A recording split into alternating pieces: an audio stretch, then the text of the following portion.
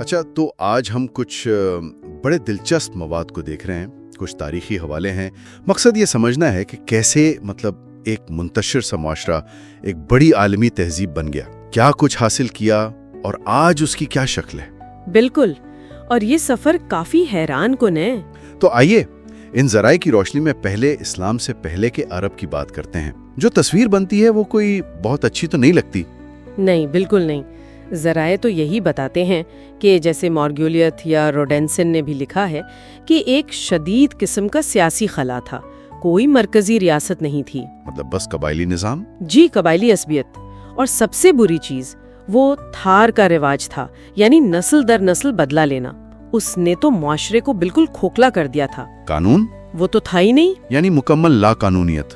اچھا، اور سماجی طور پر ذرائع میں خواتین کے حالات، وہ بچیوں کو زندہ دفن کرنے کا ذکر، یہ سب بہت پریشان کن ہے۔ جی ہاں، وہ تو تھا۔ اور امام بخاری کے حوالے سے نکاح کی کچھ ایسی قسمیں بھی ملتی ہیں جو آج ہمیں عجیب لگتی ہیں، مگر وہ اس وقت کے حالات کی عکاسی کرتی ہیں۔ اور معاشی طور پہ وہ ربا یعنی سود خوری، وہ تو بہت عام تھی۔ بعض اوقات تو دینار کے بدلے دینار کا سود، یہ تو سیدھا سیدھا استحصال تھا۔ صحیح۔ اور مذہبی طور پر بھی ایک انتشار سا نظر آتا ہے۔ زیادہ تر بت پرست تھے، کعبہ میں بتی بت۔ جی، 360 بتوں کا ذکر ملتا ہے۔ لیکن ساتھ میں دہریے بھی تھے، زندیق بھی۔ یہ زندیق کون تھے؟ یہ تھنویت کے قائل تھے، یعنی 2 خداؤں کو ماننے والے۔ اور پھر سابیائین بھی تھے جو ستارے پوجتے تھے۔ مطلب ایک بہت ملا جلا بکھرا ہوا منظر تھا۔ یہ تو ہے، لیکن اسی ماحول میں شاعری کا بڑا چرچا تھا، وہ سبا معلقات۔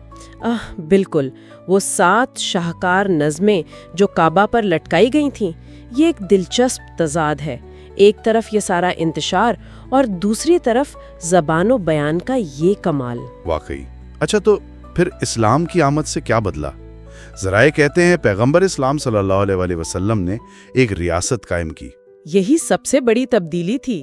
جیسا مولر نے بھی کہا، پہلی بار ایک مرکزی اتھارٹی بنی، ایک امت کا تصور آیا جو قبائلی وفاداری سے اوپر تھا۔ اور یہ ریاست تو بہت تیزی سے پھیلی، حیرت انگیز تیزی سے۔ مشرق وسطیٰ، ایران، روم کے علاقے، مصر، شمالی افریقہ، اسپین، وسطی ایشیا تک۔ اور اس پھیلاؤ کے ساتھ ہی وہ علم و ثقافت کا سنہری دور شروع ہوا، خاص طور پر عباسی دور، بغداد، بیت الحکمہ۔ جی، بیت الحکمہ وہ صرف ایک ترجمہ گر نہیں تھا۔ اچھا، وہ ایک بڑا علمی مرکز تھا۔ یونانی، سریانی، فارسی، سنسکرت، سب زبانوں سے علم کو عربی میں لایا گیا۔ لیکن صرف ترجمہ نہیں، اس پر تحقیق ہوئی، تنقید ہوئی، اضافے ہوئے۔ مطلب ایک طرح سے علم کو زندہ کیا گیا، آگے بڑھایا گیا۔ بالکل، یہ تحریک ترجمہ ایک بہت بڑی کوشش تھی۔ اور نتائج تو ہم آج تک دیکھتے ہیں، جیسے ریاضی میں الخوارزمی، الجبرا کا نام ہی ان سے ہے۔ جی ہاں، الجبرا اور الگورتھم دونوں الفاظ انہی کی دین ہے۔ یہ صرف حساب کتاب نہیں تھا، یہ ایک نیا علم تھا۔ اور طب میں ابن النفیس، وہ دوران خون ریوی والی دریافت۔ جی، پلمنری سرکولیشن، یہ تو یورپی سائنسدان سرویٹس سے صدیوں پہلے کی بات ہے۔ یہ بڑی بات تھی کیونکہ اس نے جالیونس کے نظریات کو چیلنج کیا۔ صحیح۔ اور الرازی کی الحاوی، ابن سینا کی القانون، یہ تو یورپ میں بھی پڑھائی جاتی رہیں صدیوں تک۔ یہ میڈیکل کی بنیادی کتابیں بن گئیں۔ تو یہ صرف علم جمع کرنا نہیں تھا، یہ علم تخلیق کرنا تھا۔ اور ٹیکنالوجی، وہ بنو موسیٰ برادران کی کتاب الحیل کا ذکر ہے، میکینیکل انجینئرنگ۔ جی، اس میں بڑی دلچسپ مشینیں اور ترکیبیں تھیں۔ اور ابن خلدون تو کہتے ہیں کہ یورپ نے بارود اور توپ وغیرہ مسلمانوں سے سیکھا۔ اچھا، اور فن تعمیر میں بھی اثرات نظر آتے ہیں، مسجدیں، محلات۔ بالکل، دمشق کی مسجد، قرطبہ کی مسجد، ان کے ڈیزائن، خاص طور پر وہ نوکدار محرابیں، مینار، ان کا اثر یورپ کے گوتھک آرکیٹیکچر پہ بھی پڑا۔ لیکن پھر یہ سنہری دور آخر ختم کیوں ہوا؟ زوال کیسے آیا؟ ذرائع تو کئی وجوہات بتاتے ہیں۔ جی، کئی چیزیں تھیں۔ ایک تو اندرونی مسائل، سیاسی انتشار، خلف و شار، ابن خلدون نے اس پر بہت لکھا ہے۔ پھر بیرونی حملے، خاص طور پر منگول۔ انہوں نے بغداد کو تباہ کر دیا، بیت الحکمہ اور دوسرے کتب خانے جلا دیے۔ ابن خلدون لکھتے ہیں کہ دجلہ کا پانی کتابوں کی سیاہی سے کالا ہو گیا تھا۔ افسوسناک۔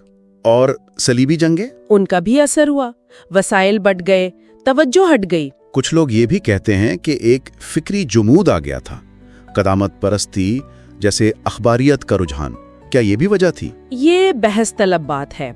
کچھ تجزیہ نگار جیسے ایڈورڈ سعید نے مستشرقین کے کردار پر تنقید کی۔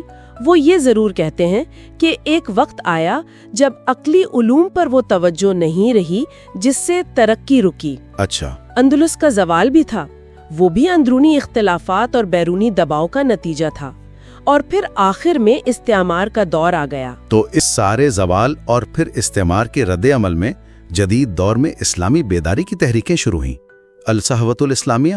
جی بالکل، اصلاح کی، اتحاد کی، استعمار کے خلاف جدوجہد کی، اور جدید ریاست کو اسلامی اصولوں پر کیسے چلایا جائے اس پر بحث شروع ہوئی۔ لیکن چیلنجز تو آج بھی ہیں۔ ذرائع میں امریت یعنی استبداد، مغربی ثقافتی اثرات، عالمگیریت کے مسائل کا ذکر ہے۔ جی، یہ کشمکش تو جاری ہے۔ تو اگر ہم خلاصہ کریں تو ان ذرائع سے ایک تہذیب کے عروج و زوال کی ایک لمبی پیچیدہ کہانی سامنے آتی ہے، قبائلی انتشار سے ایک علمی سپر پاور بننے تک، اور پھر زوال، اور آج اپنی شناخت کی آذر نو تشکیل کی کوشش۔ بالکل، اور یہ ہمیں ایک اہم سوال کی طرف لاتا ہے جس پر سوچنا چاہیے۔ وہ کیا؟ دیکھیں، جس طرح ماضی میں اندرونی اور بیرونی عوامل نے عروج و زوال میں کردار ادا کیا، آج کی یہ جو تیز رفتار بدلتی دنیا ہے، اس میں کون سے عوامل مسلم معاشروں اور باقی دنیا کے مستقبل کے تعلقات کی شکل طے کریں گے، یہ وہ نقطہ ہے جو اس ساری تاریخی بحث کو آج ہمارے لیے اہم بناتا ہے۔